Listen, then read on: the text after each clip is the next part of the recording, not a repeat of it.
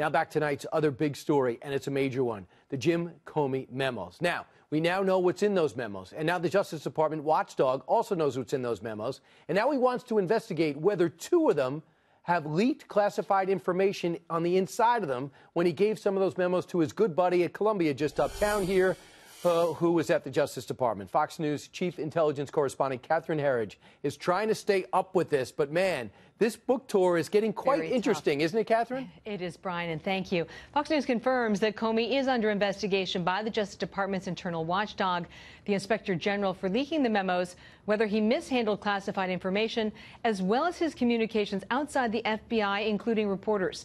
The memo showed the relationship between the president and Comey was difficult from the very beginning, after Comey briefed Mr. Trump about the dossier's unverified claims just 3 weeks before the inauguration.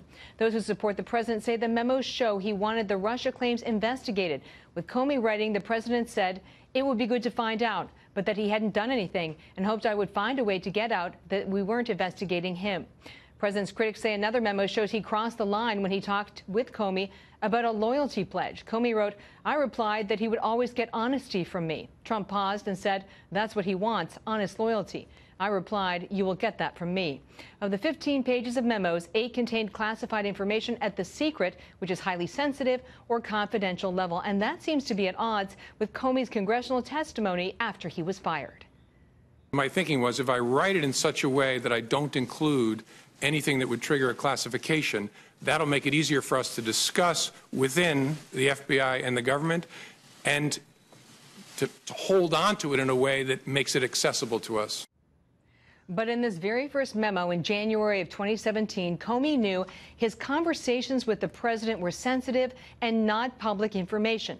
I am not sure of the proper classification here, he wrote, so have chosen secret. Please let me know if it should be higher or lower than that.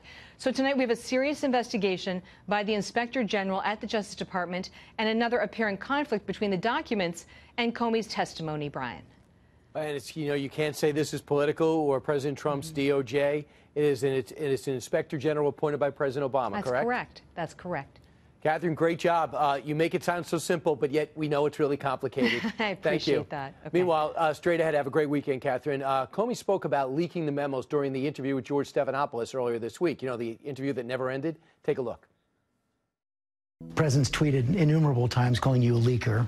Well, what's your response to President Trump? Look, it's true. I mean, I'm the one who testified about it. That's how people know about it. I gave that unclassified memo to my friend and asked him to give it to a reporter. That is entirely appropriate. Really? In what world? The Wall Street Journal's editorial board member, Kim Strassel, one of her latest columns she talked about the questions that she wants James Comey to answer. First off, is it right for him to have leaked that memo? And his reasoning is bizarre. He says, I needed to get the information into the public square. What is this, 1778? Yeah, hi, Brian. And no, of course it's not appropriate. This is a man who has nailed to the wall numerous people from his perch at the FBI for having mishandled classified information, for leaking. He talks in his memos about how he tells President Trump he wants to go after the leakers, make an example of them. And just because Jim Comey decided that he was entitled to take these documents, which arguably, by the way, are FBI property, they were in his possession, and then decide that he alone is entitled for the public interest to leak. Everyone who leaks has some sort of motivation like this, and it doesn't justify what he did.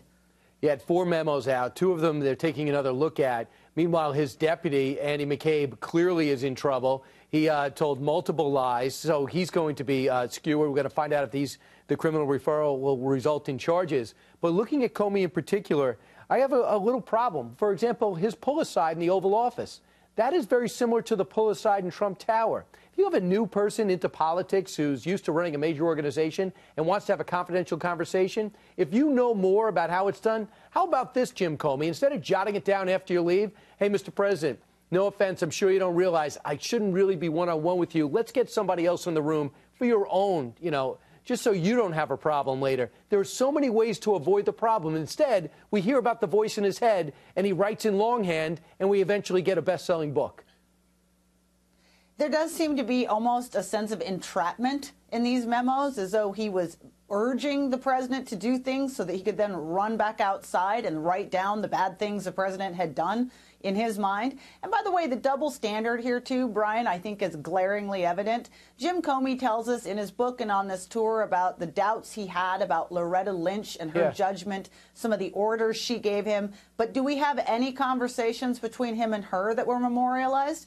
Absolutely not. So, I mean, and there's a lot of other things that come out of this memo too. I think we're finding as well that Jim Comey, he likes to talk about how he's just a facts guy, but again, only the facts that matter. And once we're seeing the context of a lot of these statements that have been wafting around in the press for the last year, it turns out there's a very different reading of this than the one that only Jim Comey was giving us up until now. It's unbelievable. I just think that if he had any brains in his head, one interview and get off the stage. The more he talks, the more news unfolds, the more he backs himself into a corner. And now his battles with Andy McCabe, because they both can't be telling the truth because both their stories diverge. Kimberly, I look forward to your next article. I'll talk to you again soon.